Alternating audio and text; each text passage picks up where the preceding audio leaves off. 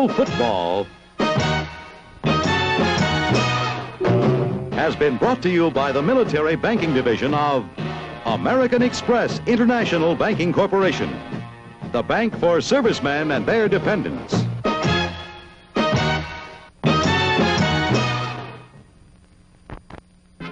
This is Texas Stadium, the new home of the Dallas Cowboys, where on a sunny second day of 1972, the Cowboys were to defend their NFC title against the same team they had defeated in the previous NFC Championship, the San Francisco 49ers. Once again, it was up to quarterback John Brodie to crack the tough Dallas defense. And while Brodie had not had a super season, the 49ers considered themselves a better overall team than ever before. But Tom Landry, the only head coach in the 12-year history of the Dallas Cowboys, also had a better overall team than ever before. And as always, the constant factor in the Cowboys' success was defense. All-everything tackle Bob Lilly and the Doomsday defense were in the playoffs for the 6th consecutive year, a record unmatched in NFL history. They had won a club record 8 straight games and were undefeated ever since midseason, when Roger Staubach took over at quarterback. The Cowboys were ready to win their 9th straight, the next to last step on the way to their first World Championship. I'm Andy Musser, and this is the NFL Game of the Week. On the game's first offensive series, Roger Staubach, Dwayne Thomas and company had their problems getting untracked against the tough 49er defense. Staubach did manage 2 first downs for the Cowboys, both on passes. One a fake right screen pass left to running back Dwayne Thomas. Staubach got the other first down with a 3rd and long conventional drop back and throw to wide receiver Lance Allworth. The good catch by Allworth was to be his only catch of the day. When Staubach again looked for Allworth on 3rd down, the 49ers had him blanketed, and the Cowboys were forced to try a 48-yard field goal, which fell short. On San Francisco's first offensive series, John Brodie immediately opened up the running game with number 22, Vic Washington, the flashy rookie, who during the season had accounted for almost 2,000 yards in total offense. Washington's early 12-yard gain was to be the 49ers' longest play of the first half, and their only first down. When Brodie went to the air, he got nowhere. Forced to punt, Coach Dick Nolan called upon Steve Spurrier, the former Heisman-winning quarterback from Florida. Spurrier was called upon to punt 6 times and could manage only a 38-yard average. As a result, the 49ers were rarely able to put Dallas deep in the hole. But rarely was Dallas able to take advantage, as Staubach's drop-back passing was less than awesome in the early going. Like the 49ers, the Cowboys were forced to punt 6 times. But all-NFC punter Ron Whidbey averaged 45 yards a punt, 7 yards better than Spurrier. And this helped the Cowboys keep the 49ers away from their goal.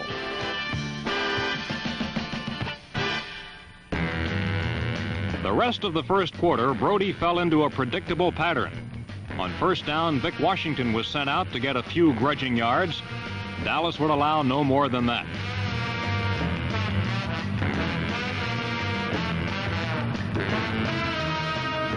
In the middle of the Dallas line, playing his usual role as kingpin of the NFC's best rushing defense, was All-Pro tackle Bob Lilly, number 74.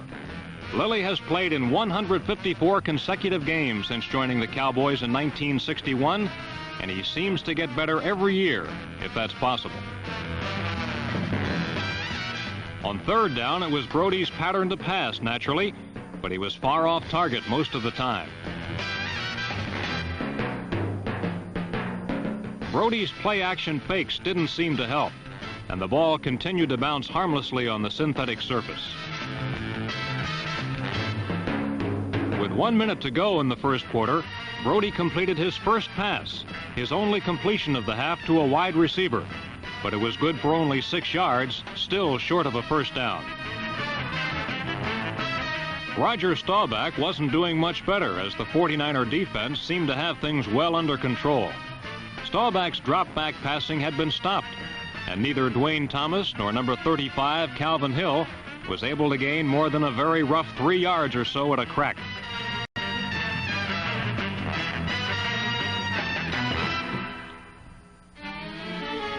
The Cowboy offense had been entirely shut down.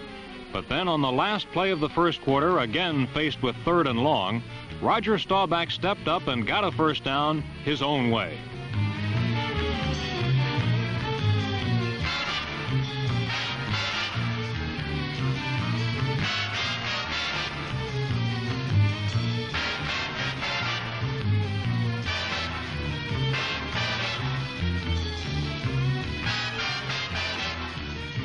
After speaking with Coach Landry between periods, on the first play of the second quarter, Staubach returned to the Cowboys' customary attack, again unsuccessfully.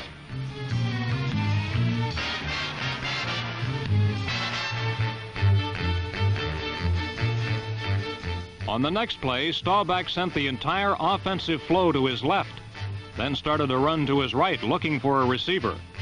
What followed was certainly not in the Dallas playbook. Some think perhaps it should be.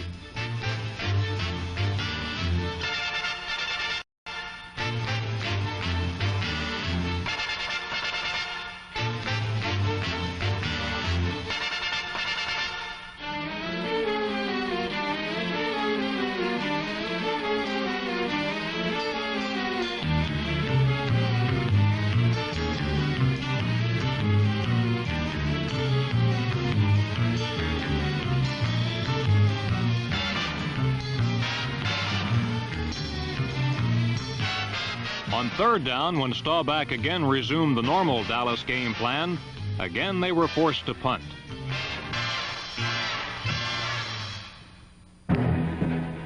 Then John Brody made his most costly mistake of the year.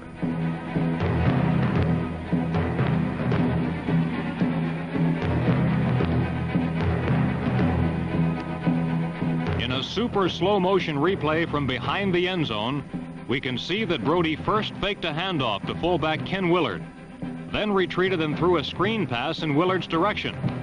But 6-foot 6-inch defensive end George Andre was in perfect position to intercept.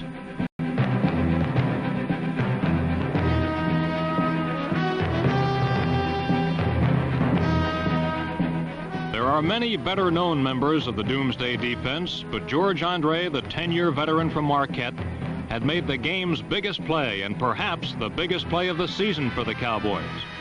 Some say that George Andre is too old, too slow, that he should be replaced by Pat Toomey or Tody Smith. But George Andre is the smart old pro who beat another smart old pro in the NFC title game. And John Brody will never forget George Andre.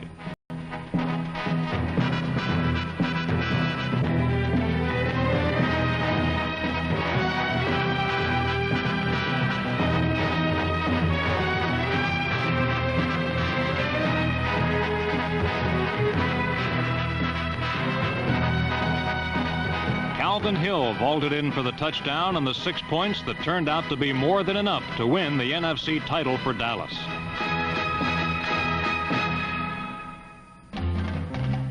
For the rest of the first half, Brody was completely throttled by Bob Lilly and friends. For the half, the 49ers had a total of 1 first down. Brody's passing statistics for the half were equally embarrassing. In 9 attempts, just 2 completions for a grand total of 4 yards.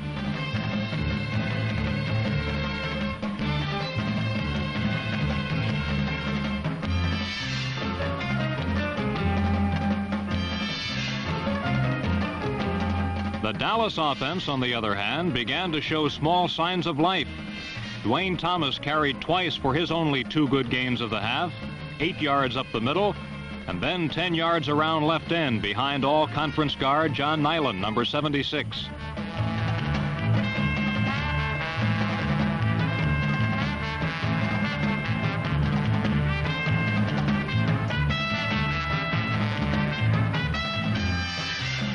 The other Cowboy running backs could accomplish nothing, even on the usually reliable reverse screen pass to Walt Garrison, number 32.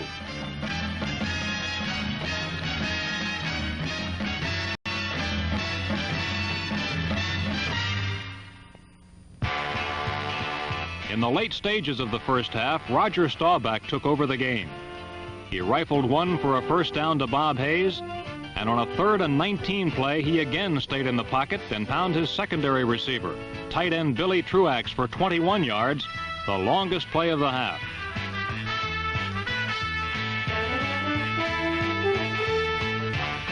But it was as a runner that Staubach hurt the 49ers the most, gaining consistently whenever he roamed out of the pocket.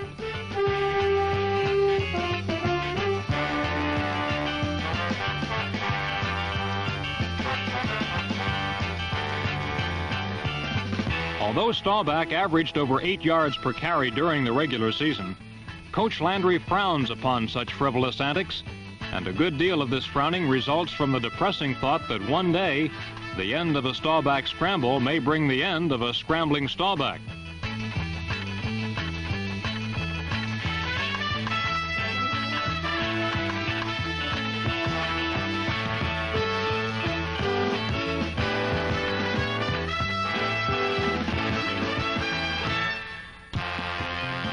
From Staubach's point of view, perhaps scrambling is safer than waiting to be thumped by the likes of number 86, Cedric Hardman, also known as Nasty. Hardman is a second-year defensive end, already all-conference, and Hardman is a hard man to handle, as a top camera rerun aptly illustrates. On a different play, watch Hardman give number 64, Tony Liscio, the revolving door treatment on his way into Staubach.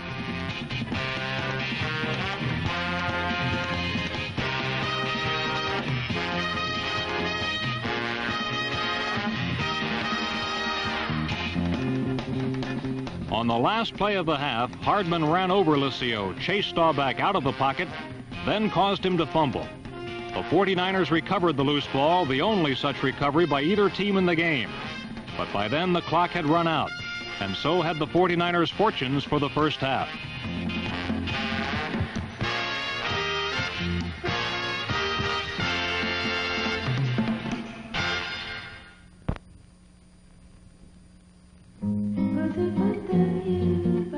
The trouble with money is that there are so many ways to spend it, especially when you're trying to save.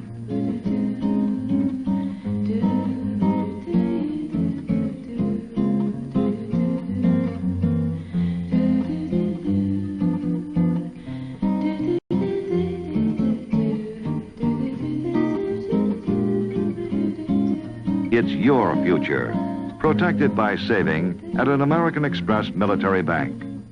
Remember, American Express is spoken everywhere.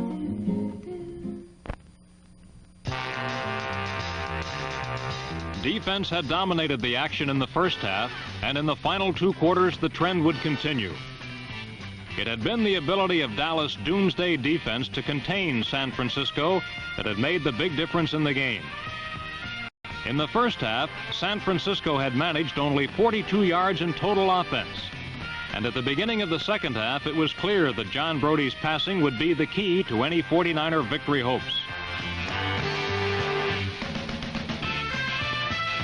After Vic Washington returned the second half kickoff only 13 yards, Brody immediately began to put his plan into effect.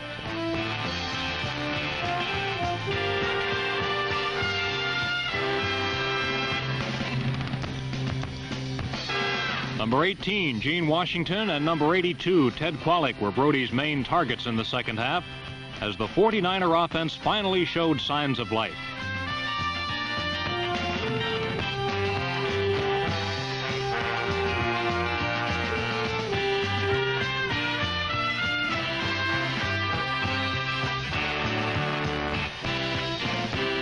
The 49ers were able to move with short passes over the middle and swing passes to running backs coming out of the backfield, but the stingy Cowboys secondary refused to give up a long bomb. On second down, Brody again connected with sure-fingered Ted Qualick, the NFC's second leading receiver, and Qualick took the ball to the Dallas 21. But there, another 49er effort was halted, and Bruce Gossett, number 30, was called on to provide the only points San Francisco would manage all afternoon. The Dallas defense was so tough that the 49ers got inside the Cowboy 40 only twice all day. And Gossett's 28-yard field goal was the only outburst from a team that had averaged 3 touchdowns per game this year. Now it was again Staubach's turn, but he too was facing one of the NFL's toughest defenses. The 49ers gave up the short sideline passes, but did an excellent job of protecting against a Cowboy trademark, the long bomb. Cowboy wide receivers Bob Hayes and Lance Allworth had trouble getting open against the glove-tight coverage of the 49ers secondary. But the Dallas arsenal is so awesome that it can burst a game open at any time. This year, the Dallas running game has been paced by temperamental Dwayne Thomas, number 33. But in this game, he picked up only 44 yards. Cat-quick defensive linemen like number 70, Charlie Kruger, did a good job of rushing Staubach. But there is one Dallas weapon that no defense has been able to stop consistently, and that is Staubach scrambling.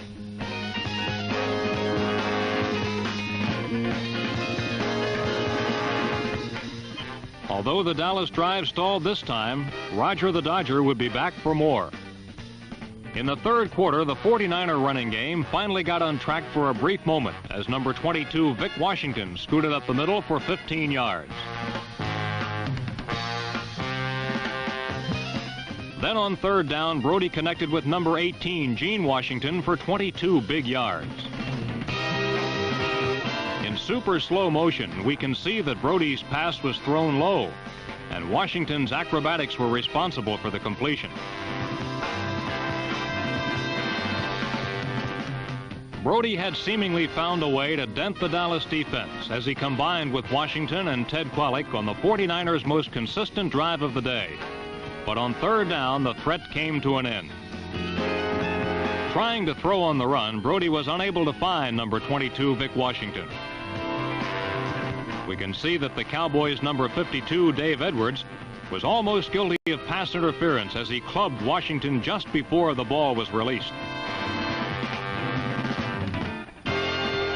Another San Francisco drive sputtered and died as Bruce Gossett misfired from the 47-yard line.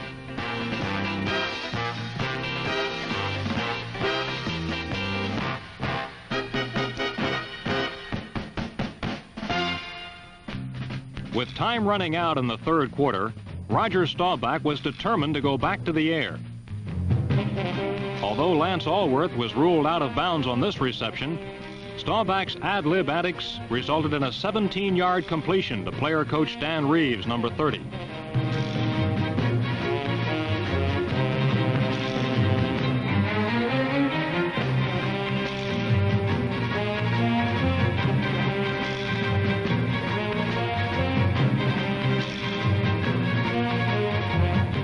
On a repeat in super slow motion, let's take an isolated look at Staubach as Roger the Dodger does his thing.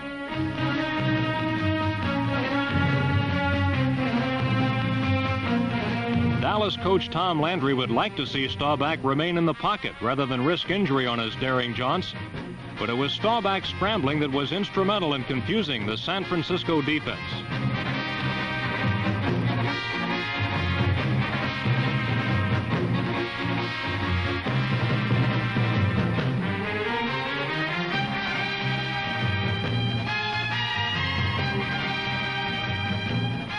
At the beginning of the fourth quarter, Staubach continued to move the Cowboys as he found number 87, tight end Billy Truax, open for 22 yards and a first down.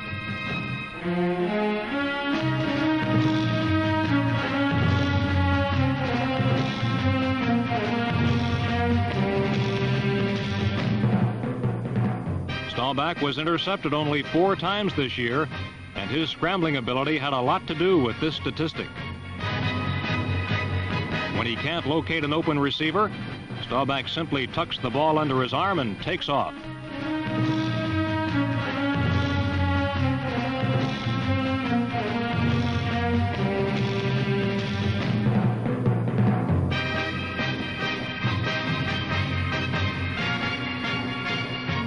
In the second half, number 32, Walt Garrison, replaced the injured Calvin Hill at fullback, and Garrison's second effort blasts accounted for 52 yards.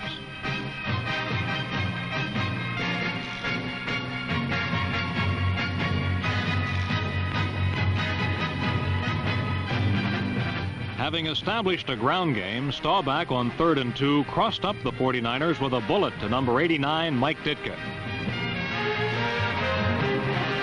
Then from the 2-yard line, Staubach noticed a weakness in the 49ers defense and moved number 33, Dwayne Thomas, from the right side to a slot left. Apparently, Staubach's adjustment was correct, as Thomas danced untouched into the end zone to give Dallas a 14-3 lead.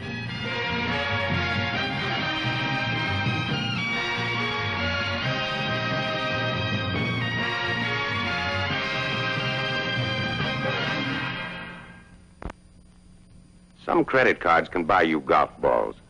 The American Express money card can buy you Pebble Beach, from Greenspees to the 19th hole. Some cards can buy you ski boots. The American Express money card can buy you Aspen, from airline tickets to lift tickets. I strongly recommend you apply for this one, the American Express money card for people who travel.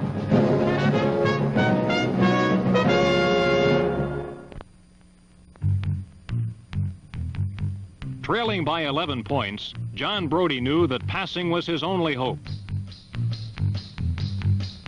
In slow motion, we can truly appreciate the great hands and leaping ability of the 49ers' Gene Washington, number 18, as he outleaps 2 defenders for a reception. But San Francisco was unable to complement Brodie's passing with an effective running game, as the Dallas defense, anchored by number 74, Bob Lilly, held the 49ers' Ken Willard to only 3 yards rushing all day.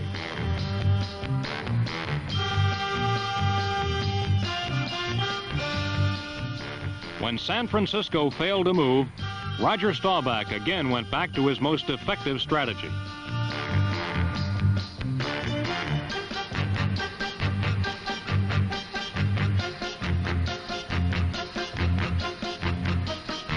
But the Big Red defense put the squeeze on Staubach's freewheeling trips as they desperately tried to get the ball back.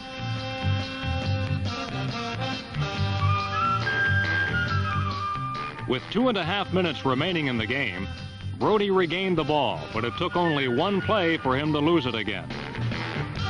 Brodie's second interception came at the hands of Wiley Leroy Jordan, number 55, who returned to the San Francisco 23.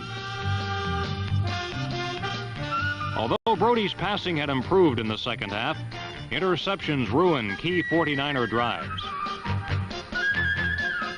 The Dallas theft set up a field goal attempt from the 24-yard line, but Mike Clark's kick was blocked by Frank Nunley, and with only 1.5 minutes remaining, the 49ers retained only a shred of hope.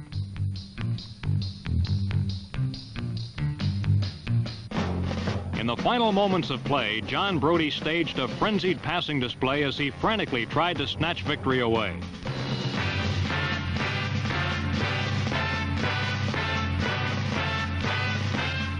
Brodie is a hard-bitten leader who refuses to give up until the final gun sounds. But on this day, he was unable to score against the skill and experience of the Dallas defense.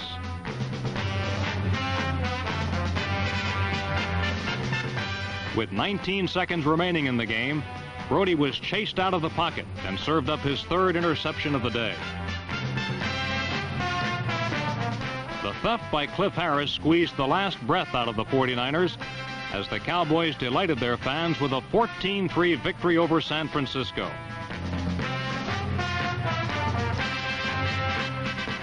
In a game that must have put the scoreboard operator to sleep, Tom Landry's doomsday defense held Dick Nolan's 49ers to their lowest point total in 5 years. For the Cowboys, it was their 6th trip to the playoffs, and they were again rewarded with a trip to the Super Bowl. But the victory brings the big one, the game Dallas supposedly can't win. But this year, it appears the Cowboys just have too much talent to lose again.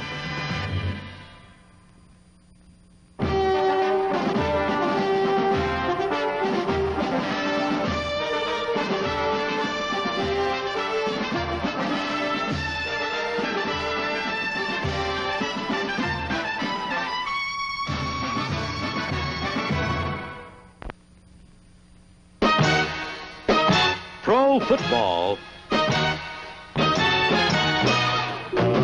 has been brought to you by the Military Banking Division of American Express International Banking Corporation, the bank for servicemen and their dependents.